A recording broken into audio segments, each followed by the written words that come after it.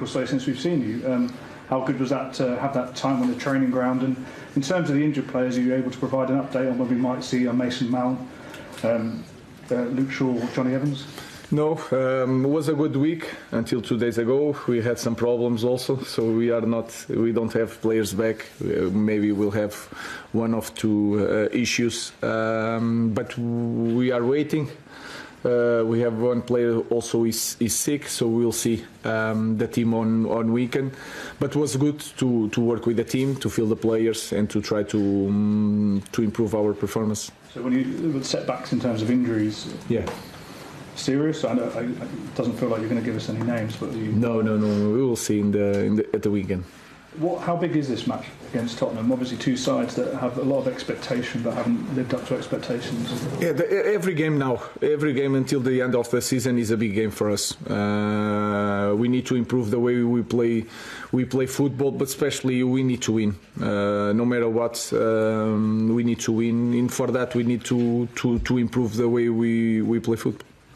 Ruben, there's been more news this week about potential redundancies at the club, and Ineos have obviously had issues with Ben Ainsley, they've had issues with the New Zealand Rugby Union. Are you concerned at all that that's going to have any impact on your attempts to rebuild this team over the summer?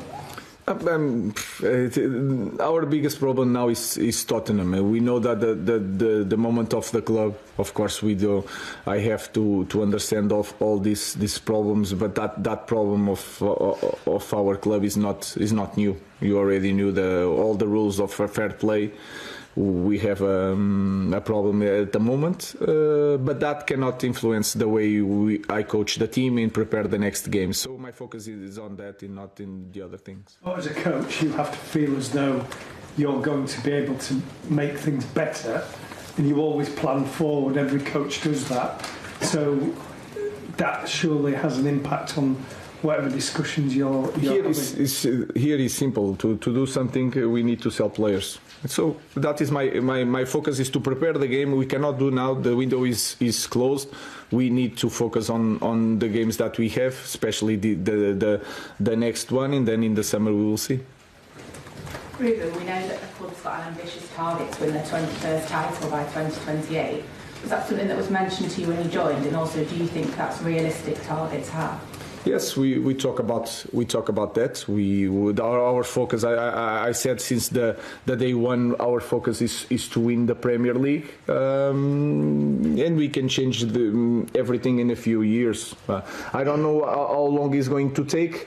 In this moment, we are in a difficult situation. The way we play. The games that we don't win, we know that, but we need to work every day and to focus on the little steps, winning the next game, prepare very well the next summer, and then we will see. Tim.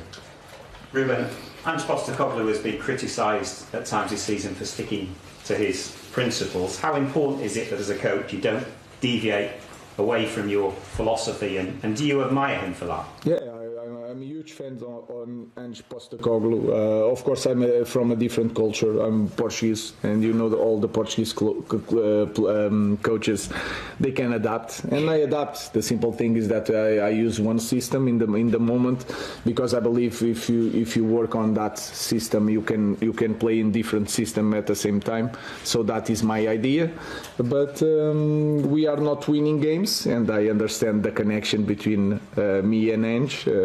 We have the same problems. In my opinion, with all due respect, I'm in a bigger club with a bigger pressure, so I understand the connection, and I think it's really important a coach to have to follow his principles. Damien. Clearly, Postecoglou is under a bit of pressure with the results they've had. Can you afford to feel any sympathy for it? Of course, I feel, especially because he's a good guy. He's a very good coach. He wants to play football in the right way, and that is for me is a good thing. And we know that again when we choose this kind of profession, there is a lot of good things, but then you have to feel that pressure when you don't win. Thank you.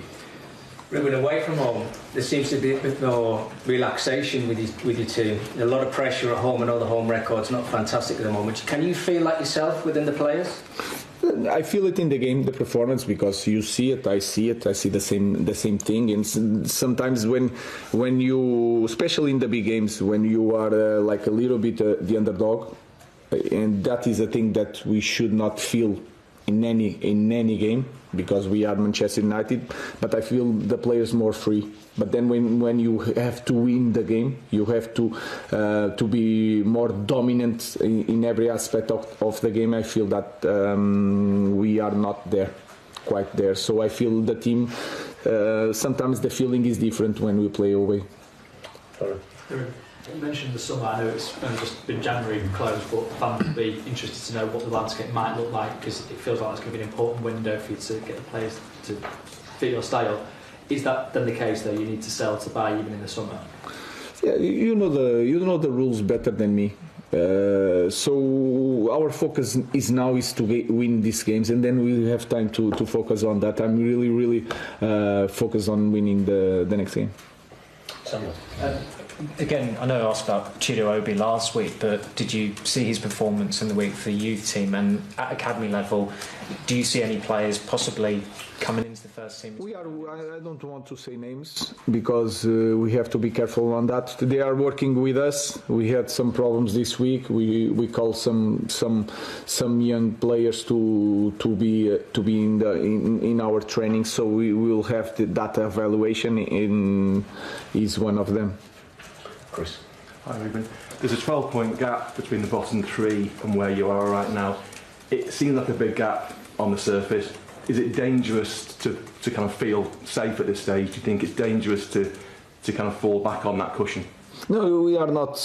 We cannot. It's impossible. If you see that the table, is impossible to feel any type of comfortable in this moment. We just want to win, to improve our performance, because we are Manchester United. We are always talking about the same thing. It doesn't matter the distance for up and down. We need to win the next game, and we need to improve, and we need to perform better. So there is no comfortable in any situation in this club. Rob. There's been a couple of instances recently of players leaving the club and then going to other clubs and maybe showing their qualities. Anthony started well at Betis, Scott McTominay before your time at Napoli.